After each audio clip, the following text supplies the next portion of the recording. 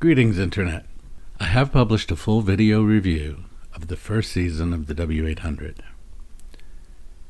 I'd like to apologize about the sound volume on that video, and secondly, I had a bunch of thoughts after I published that video. The first thing I'll say is that this video is going to be about how it is to own and ride a Kawasaki W800.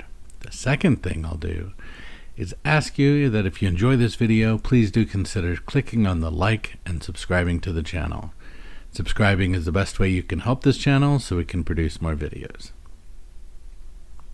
There are those who say if you want a 1960s to early 1970s British motorbike, why not just get one? I'll tell you why. I'm not that good of a roadside mechanic. If I'd buy a 1960s car, it would be a resto mod, meaning all the functional components are modern. That's a good way to think of the Kawasaki W800, except for one big exception. It's a new bike, meaning everything is new, including all the metal. There's a lot of it on the W800 too, and it's steel instead of aluminum.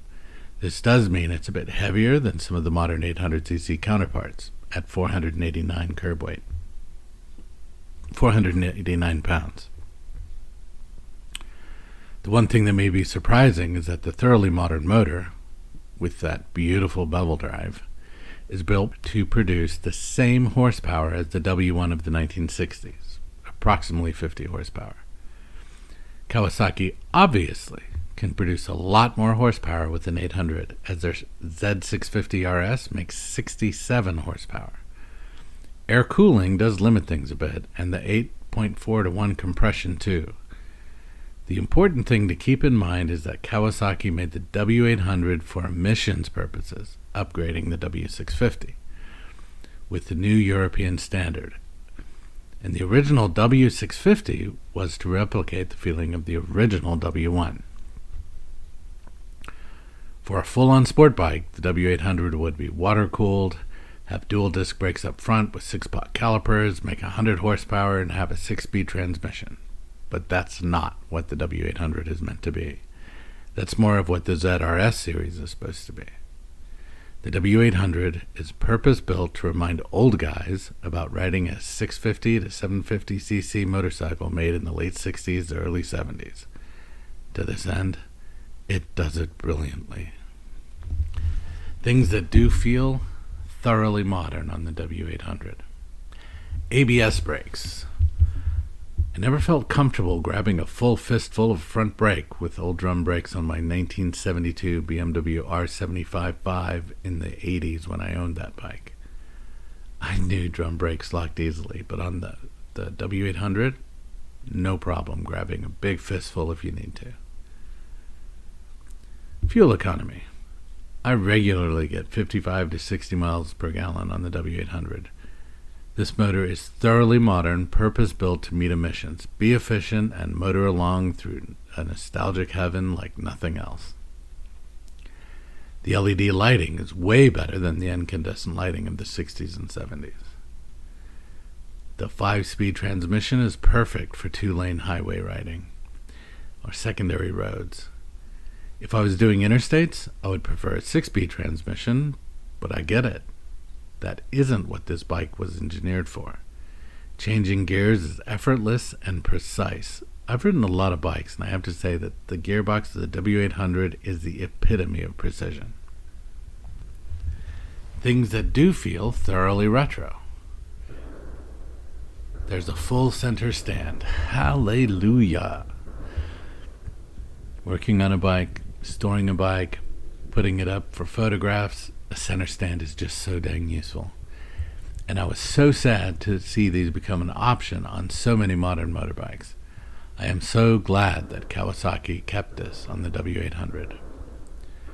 The way the bike looks and sounds. I have had easily a dozen people ask me if the W800 is an old Norton or BSA. When I told them it was a 2020 Kawasaki W800, they were super surprised. I absolutely love the way this bike looks and sounds. Steel instead of plastic. So in all honesty, there are some plastic parts that I don't believe should be plastic, like on the dash, and the chrome ring around the headlamp. but almost all the parts that should be chromed steel are, including the fenders. Omega Racer does make a replacement fender out of aluminum if you are super concerned about weight, or are converting your W800 into a cafe racer. Riding. So on a modern motorcycle, it feels like being in the motorcycle. The seat tends to be lower than the gasoline tank and the tail. With retro motorcycles, there's almost a straight line, that goes from front to rear over the gasoline tank to the end of the saddle that has very few curves on it. Riding a bike like this, the motorcycle itself nearly disappears underneath you. It plays a neat little trick on my brain where it feels like the bike and I are one, and I'm flying through space and time just above the ground. Things to consider. I own the W800. There are variants on the W800, including the W800 Street and the W800 Cafe Edition. For the W800, I have a 19-inch front tire and an 18-inch rear tire. This specific combination is what lends itself to the complication of acquiring a replacement set of tires. I had originally thought it would be best to get a combination adventure tire for the next set. The Bridgestone Battle Axe AX41 is the only adventure tire that fits the 19-inch front and the 18-inch rear in my width and height dimensions. I've gone over this quite a few times, and I believe I'm going to go with the Michelin. The W800 is stylish and beautiful retro motorcycle, and was purpose-built to fulfill those two goals, beautiful and retro. It weighs in under 500 pounds and has a bit of a short wheelbase, so it's very maneuverable and easy to get around. It's not built as an interstate mile leader. Secondary and city-town roads and streets are this bike's comfort zone. If you are all about arriving in style and riding a bike that looks like it's from the mid-60s to mid-70s and not arriving by dropping out of warp speed, then I'd say the W800 is a fantastic bike for you. The W800 didn't sell nearly as well as it should have in the USA. I can only guess as to why, because I absolutely love this machine.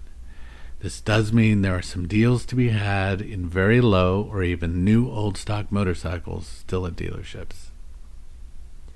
I keep reveling in how wonderful it feels to ride the W800, how much it brings me back to my early riding career in the 1980s, when riding was this amazing sensation of flying just a few feet off the ground, hearing the motor chug along and effortlessly sliding through space and time.